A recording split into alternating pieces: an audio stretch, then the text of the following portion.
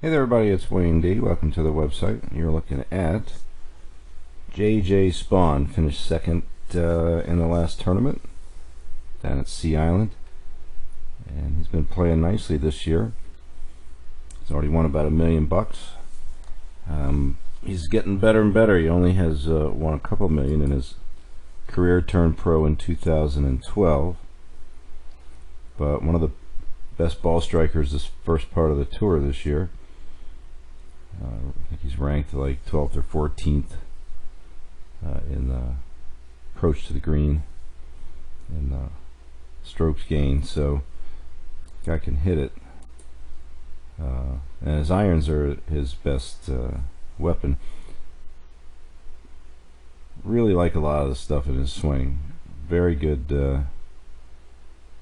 rhythm. I really like the smoothness in the backswing, and then a good aggressive thump into the ball, and I like the leftwardness of the finish. So let's take a little closer look at this particular swing here.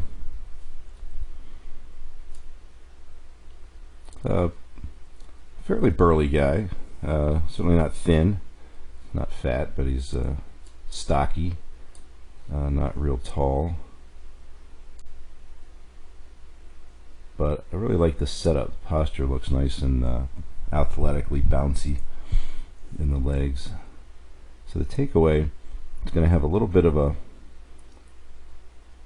knee bend toward the ball as a trigger, a little slight trigger, and takes the club away just slightly away from him, with the face staying fairly neutral, not opening it real quick. But notice how what looks like it might get a little vertical, he's going to use some hand forearm rotation here to turn the shaft, where it's going to end up just slightly flatter than the what would be right on plane, but by the time he gets it up to the top, he's got it money right on the number there. Good hip depth.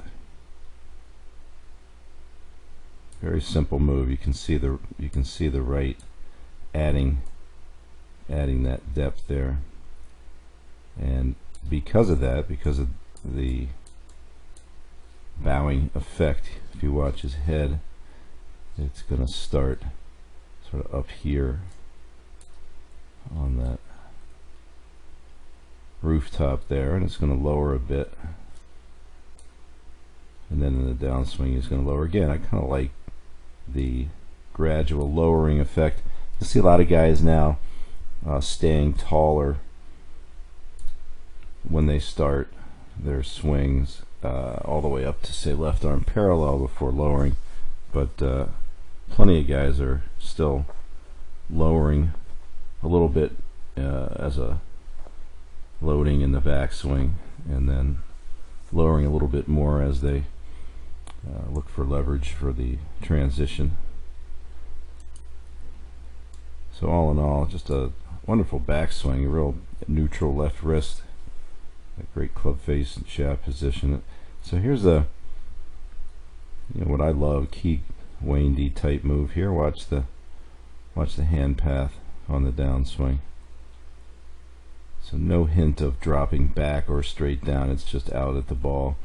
And as that happens, what's happening here is the left arm is just responding to the rotation. You can, if you watch the area on the left hip here, you'll see it begin to pull back right away. Now he doesn't use the muscles in his left outside of his leg to pull that knee back super fast, so the clearing happens a little slower than some. You'll see right now the left knee is disappearing and the arms are further down than you'll see most players, but the nature of the rotation is such that as he hits the ball, he gets a ton of dig back into that left hip, almost such that his head will actually shoot a little forward in this direction as he steps back, straightens that left leg and gets into that left heel. really like that. So look at that finish. There aren't too many guys that are going to be higher up here and then finish more round over that away. So you can tell that left forearm is really supinating all the way past the ball. Look how bent the right arm is as he hits it, and watch when it straightens over there well to the left. So great pivot rotation through impact there. Really do like that. We go to the that other iron shot here. Let's take a look at this one.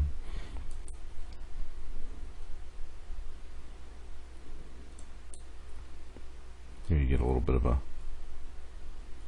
decent picture of the face and how when he rotates his hands, the club goes from being outside the hands to where it lays back pretty quickly here. So that shaft movement there is forearm and hand rotation. Right, so at left arm parallel, you could say that the elbow, right elbow, is not exactly super deep, but watch how it finishes. And this is something that you'll see with stocky guys. You'll see that right arm a little more deep over there, and the forearm angle up, pointing up toward the head more, you know, as opposed to, you know, where you get guys with their elbow in front of them and the forearm almost vertical. So I really think for JJ that sets him up. He's got such good shaft control, and he keeps his hips so nice and deep that that club, as it comes down, it's leaning slightly back to where it came from. So from left arm parallel here back to left arm parallel, the shaft is almost exactly the same. Very cool.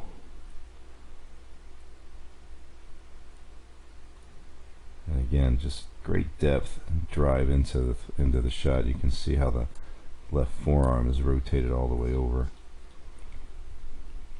The left side's really cleared great. Let's take a look at a driver swing. His driving stats are also very good. Not quite as good as the iron as far as ranking goes, but still very good. Top 40 overall. So again, a little trigger where he's going to move his knees inward and or toward the ball just a little bit, and back his head up just an inch or so, and then get the club out away from him. So from here you'd think maybe his shoulder turn would be a little too flat, and the club is a little flatter than maybe right on plane, just like with the iron, but you can crank it all the way back up there, gets it really full. So you can see the right arm continue to deepen the second part of the backswing. Now a lot of players would get kind of lost up here like this with the arms sort of up and the shoulder turn not really as steep as you might want, but that's what he does in the downswing. He just does such a good job of keeping that hip rotation deep and controlling where that shaft is, that he just brings it a tiny bit into out or from the inside and hits just up on the ball real nicely. Nice releasing. Now here's where you can see his head go popping forward there. So this, you can just tell, you know, the right side is driving through and the left side is really firing back out of the way. You can see that he keeps his weight. You know, one of the reasons that the legs are a little slow is his balance point here is a little bit more in the front of the feet. You can see as he hits the ball, the left heel is going to come up, so the vertical forces are from a little bit more from the front of his feet, and then the left foot will just bash down on the ground as his head goes forward. So you can see how he pulls that leg back. So he's creating a little more a little more up force into the thing by staying forward a little bit and snapping the knee back a little bit later.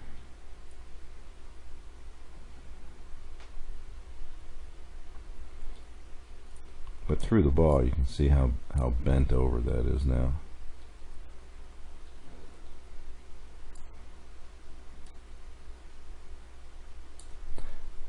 So, you know, a lot of times you'd be thinking, okay, if it's vertical force, then you would think maybe the head would be rising.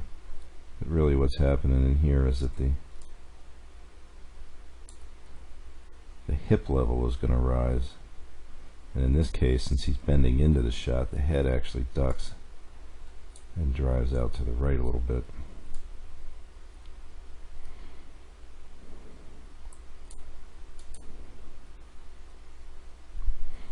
But again, I really like that load and then snap into the ball. It's nice tempo for anybody to copy.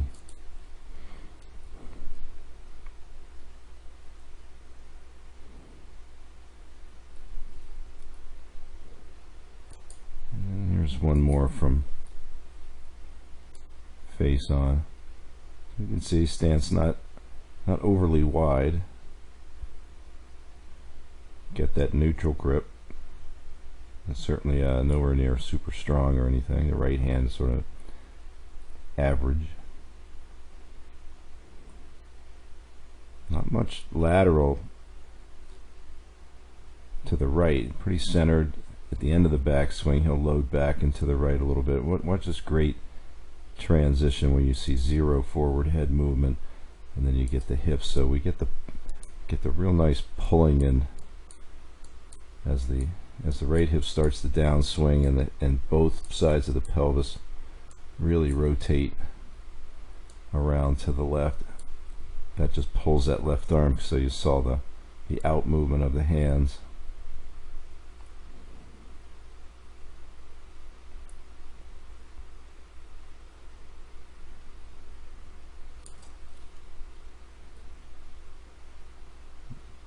So here we see the evidence of the drive hold release with the driver. Get the head going back this way, hands a little bit forward, the club stays in line with the left. You can see the push up from the ground as both heels come up a little bit. But we know that the hips are deep and that left leg is really snapping.